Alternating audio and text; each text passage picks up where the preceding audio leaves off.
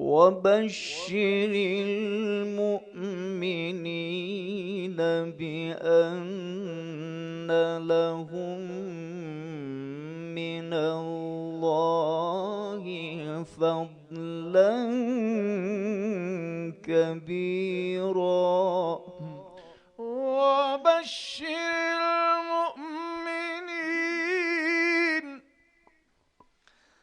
وبشر المؤمنين. یه ذره به نظر من وبش خیلی حروف وسطن. یه کار کن کلمات بیشتر شنیده میشه تو حروف. ببین ما از خوندن باید جمله بشنویم، حتی کلمه هم نه. ولی وقتی گفتیم وبش دیگه شین رو داریم میشنویم. ما نباید هیچ وقت شین بشنویم. باید چی بشنویم؟ بشر نخیر و بشر المؤمنین باید بشنویم. هر چقدر به اجزا نزدیک بشیم اون کلیت اصلا فراموش میشه. ما میخوایم بگیم و بشر المؤمنین به ان لهم من الله فضلا کبیرا. خب باید این جمله ها رو به گوش شنونده برسونیم توی خوندن. اگر اومدیم خیلی به حروف بها دادیم و زود بیشتر از حد روشون تمرکز کردیم و تأکید کردیم، شنونده داره از ما واو و ب و شین و را میشنوه، جمله ها رو دیگه نمیشنوه. میدونید مثل یه کسی که حواسش رو پرت میکنیم به یه موضوعی، دیدید خطای دید رو دیدین، خطای چشم رو دیدین، خطای مثلا بصری دیدین تو این نقاشی ها اینا، حواس شما رو پرت میکنه ولی اون حقیقتش نیست دیگه. حالا شما چجوری باید بیایید مفهوم رو به ذهن شنونده برسونید؟ هر چقدر به حروف بیشتر بپردازید از مفهوم وا میمونه اون شنونده، یعنی حواسش به حروف پرت میشه. الان ما شما حروف رو خیلی داری بهش تاکید میکنی، حتی تجویدم اینو نمیخواد، تجویدم انقدر نمیخواد شما به حروف بپردازید. فکر کنم فصاحت به شما کم بده. اگر همه نمره نتونن ازت غلط تجویدی بگیرن، تو فصاحت وقت مثلا اون 7 نمره فصاحت رو میدن 4، میدن 3. وبشر المؤمنین وبشر، خب باید تندش کنی. وبشر المؤمنين وبشر المؤمنين بأن لهم من الله فضلا كبيرا. الله. الان این فضا دیگه اون فضای قبلی اصلا نیست. حالا اگه دیدی نمیتونی بخونی، میتونی باز برگردی سر جای خود. اگه پرده خیلی باید پایینه. وبشر المؤمنين بأن لهم من الله فضلا كبيرا. خب الان رفتی پایین تا. حالا بگو که وبشر میخوام یه قالبی پیدا کرده خوندن شما، چند سال این قالبو داره و فضاهای زیبایی توی صدات هست که شما اصلا به صدات کاری نداری. یعنی الان خوندن‌های رفعتی از نظر من یک خوندن لحنیه. یعنی چی؟ یعنی صوت توش نیست؟ نه، جلوه های صوتی توش نیست، صوت توش هست ولی نمایان نیست. لحنی هم نیست. بعضی خوندن لحنش بیشتر از این، یعنی فراز و فرودهای لحنی و اوناش بیشتره ولی مایل به لحنیه. حالا مثلا اگه بخوای از لحنی، میتونی توی خط صاف حرکت کنی،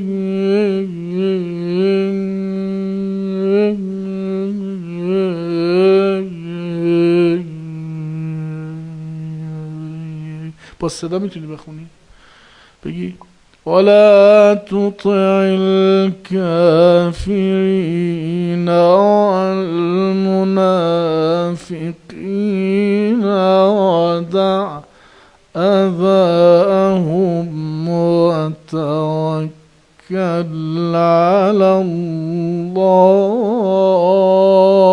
الله وكفى این دیگه دارید صدا تو شما صدا داره ابزار آهنگه، یعنی داره آهنگا رو حمل میکنه، خودش انگار هیچ موجودیتی نداره و هیچ شخصیتی نداره این صدا، یعنی ازش غافلی به معنایی ها، از صدا شما غافلی. حالا بلدی این کار انجام بدی یا نه؟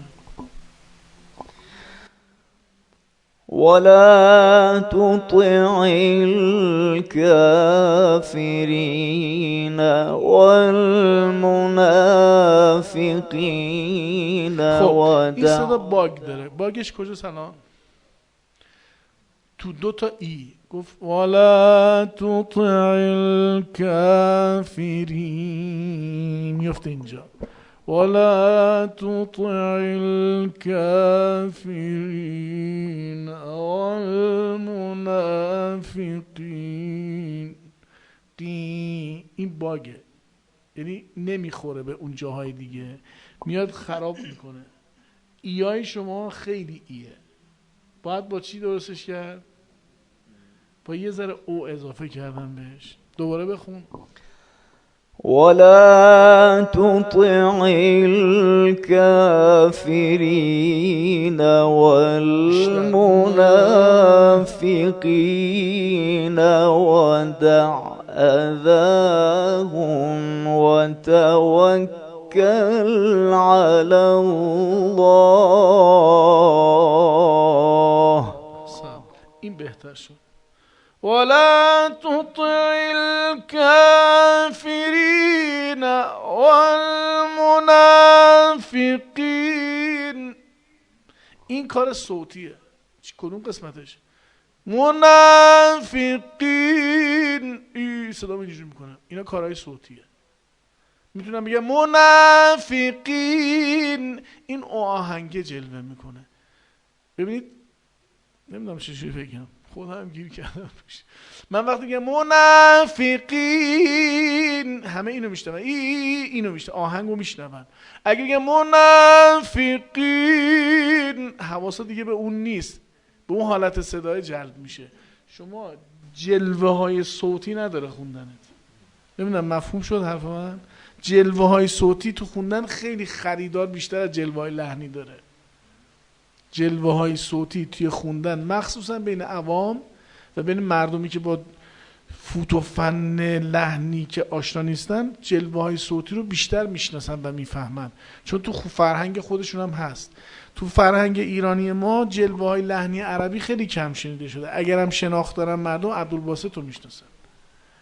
این جلوه های آهنگی براشون خیلی گویا نیست، ولی جلوه های صوتی رو تقریبا تو همه دنیا یکیه، یعنی جلوه های صوتی نزدیکتره به هم. مردم بهتر با این رابطه برقرار میکنن.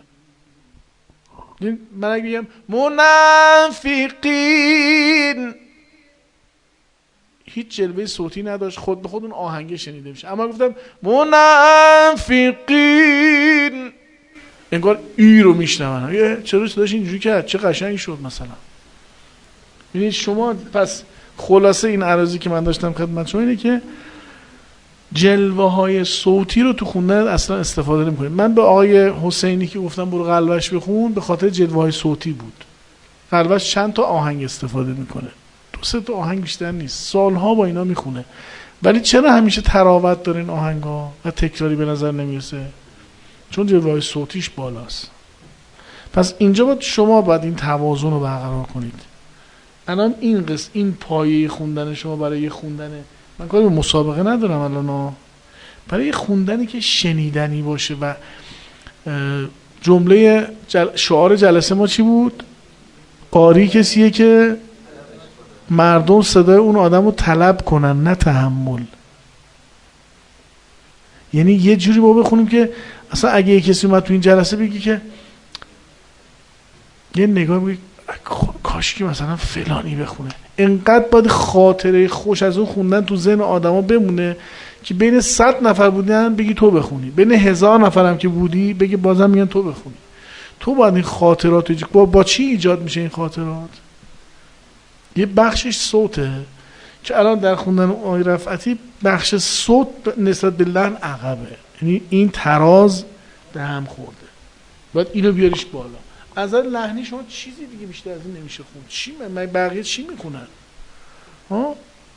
خوندن مجلسی رو برید 1000 تا خوندن مجلسی امشب دانلود کنید، همین آهنگا رو بخونید، ولی از بعد صوتی نمیخوری. یعنی تو از لحنی تونستی یک کار استاندارد خوبی انجام بدی، ولی از صوتی هنوز جلوه های صوتی که جاذبه داشته باشه برای شنونده تو خوندن شما کمه، خیلی کمه.